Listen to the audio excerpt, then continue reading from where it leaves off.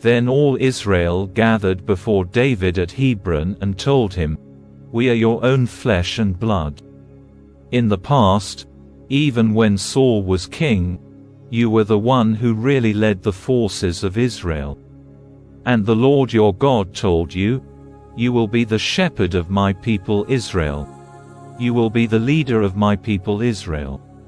So there at Hebron, David made a covenant before the Lord with all the elders of Israel. And they anointed him king of Israel, just as the Lord had promised through Samuel. Then David and all Israel went to Jerusalem, or Jebus, as it used to be called, where the Jebusites, the original inhabitants of the land, were living. The people of Jebus taunted David, saying, "You'll never get in here." But David captured the fortress of Zion, which is now called the City of David. David had said to his troops, "Whoever is first to attack the Jebusites will become the commander of my armies." And Joab, the son of David's sister Zeruiah, was first to attack, so he became the commander of David's armies.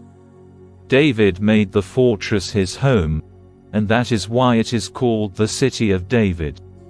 He extended the city from the supporting terraces to the surrounding area, while Joab rebuilt the rest of Jerusalem.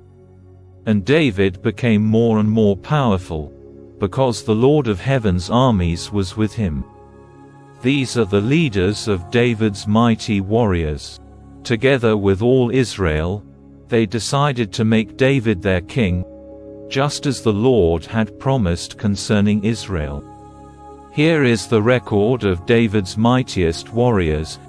The first was Jashobeam the Hachmonite, who was leader of the mightiest warriors among David's men. He once used his spear to kill 300 enemy warriors in a single battle. Next in rank among the three was Eleazar son of Dodai, a descendant of Ahoah. He was with David when the Philistines gathered for battle at Par-Dammim and attacked the Israelites in a field full of barley. The Israelite army fled, but Eleazar and David held their ground in the middle of the field and beat back the Philistines. So the Lord saved them by giving him a great victory. Once when David was at the rock near the cave of Adullam, the Philistine army was camped in the valley of Rephaim. The three, who were among the 30, an elite group among David's fighting men, went down to meet him there.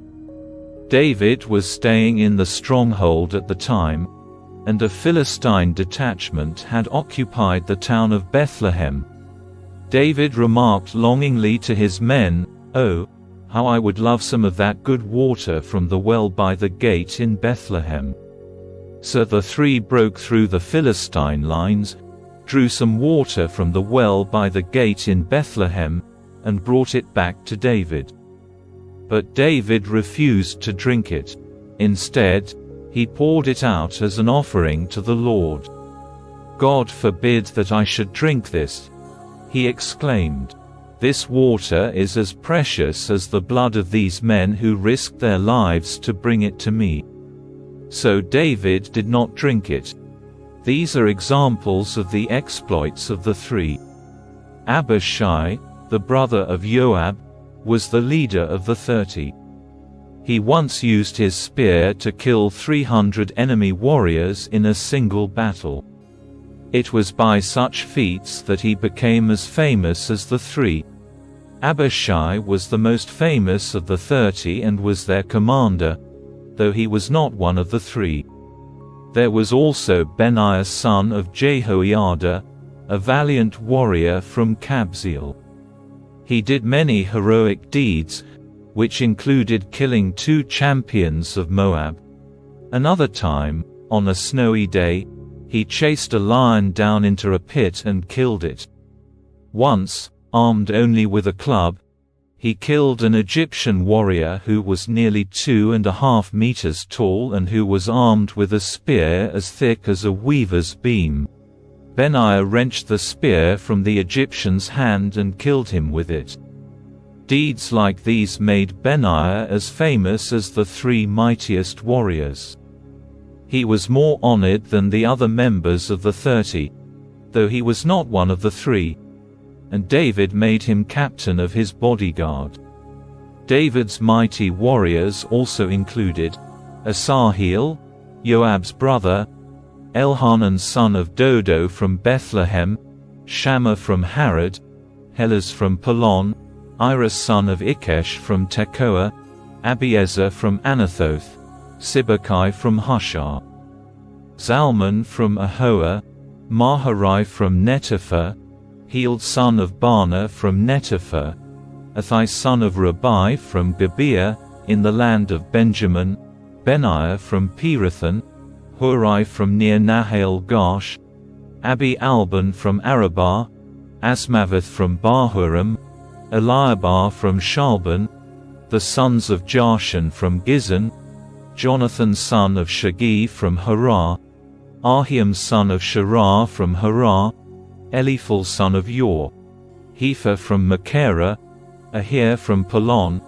Hezro from Carmel, Parai son of Ezbai, Joel, the brother of Nathan, Mivah son of Hagri, Zelek from Ammon, Naharai from Beeroth, the armor-bearer of Joab son of Zeruiah, Ira from Jatir, Gareb from Jatir, Uriah the Hittite, Zabad son of Ali, Edina son of Shiza, the Reubenite leader who had 30 men with him, Hanan son of Maacah, Joshaphat from Mithna, Uzziah from Ashtaroth, and Jael, the sons of Hutham, from Aroah, Jediael son of Shimri, Joha, his brother, from Tiz, Eliel from Mahava, Jerubai and Joshaviah, the sons of Elnam, Ithmar from Moab, Eliel and Obd, Jasiel from Zobah.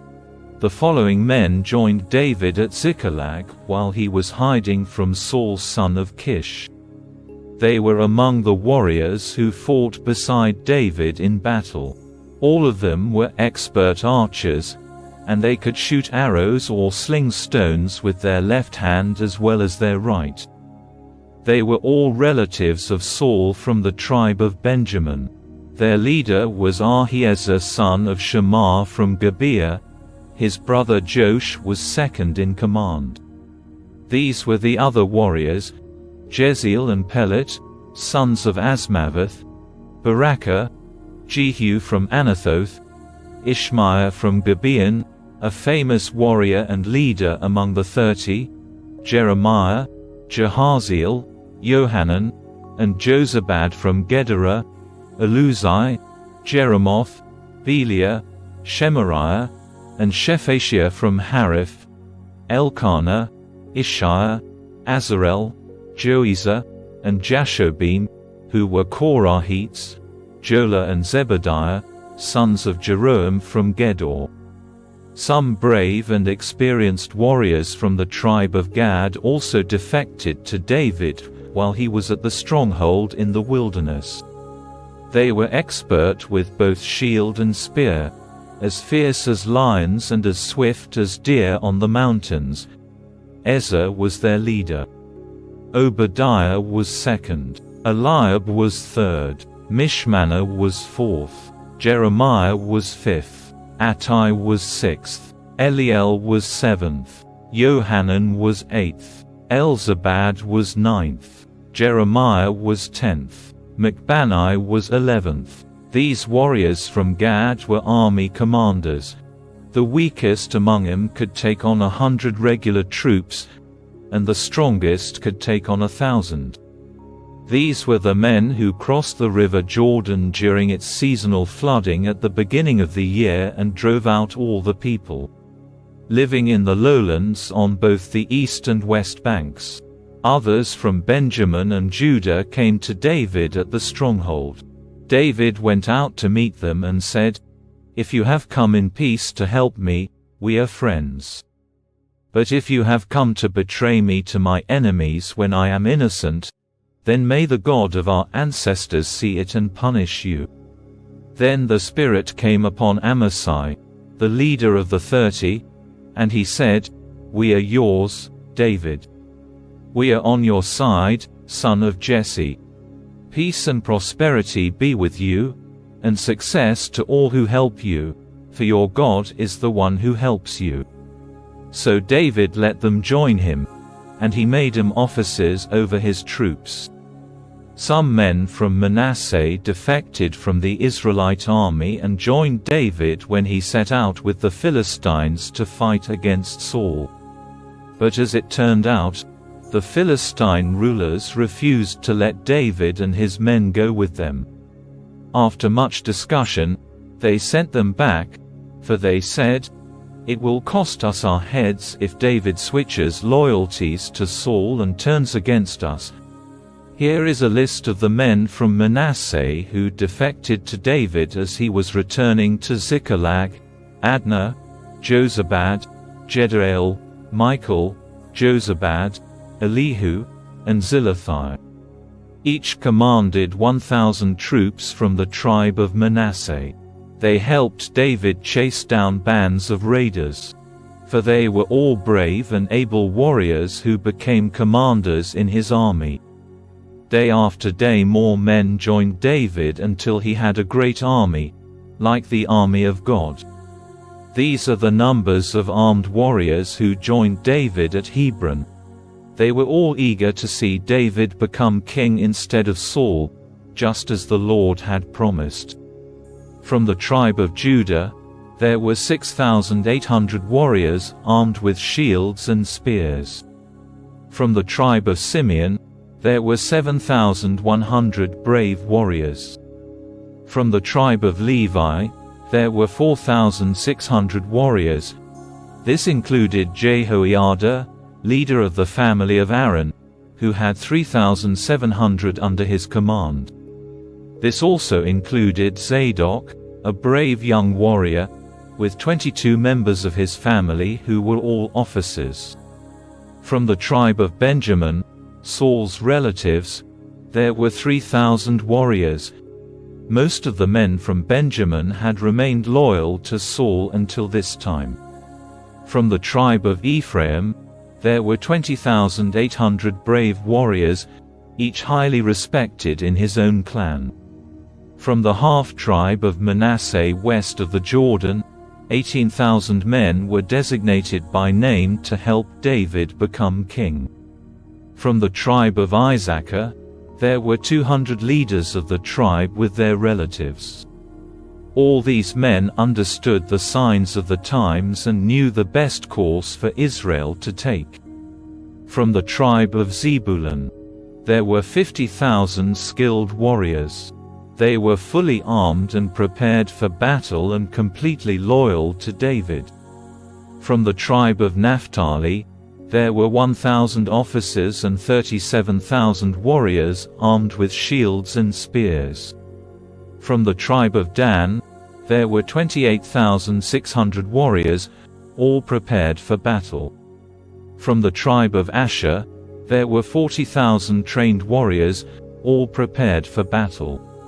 From the east side of the river Jordan, where the tribes of Reuben and Gad and the half-tribe of Manasseh lived, there were 120,000 troops armed with every kind of weapon. All these men came in battle array to Hebron with the single purpose of making David the king over all Israel. In fact, everyone in Israel agreed that David should be their king. They feasted and drank with David for 3 days, for preparations had been made by their relatives away as Issachar, Zebulun, and Naphtali brought food on donkeys, camels, mules, and oxen. Vast supplies of flour, fig cakes, clusters of raisins, wine, olive oil, cattle, sheep, and goats were brought to the celebration. There was great joy throughout the land of Israel.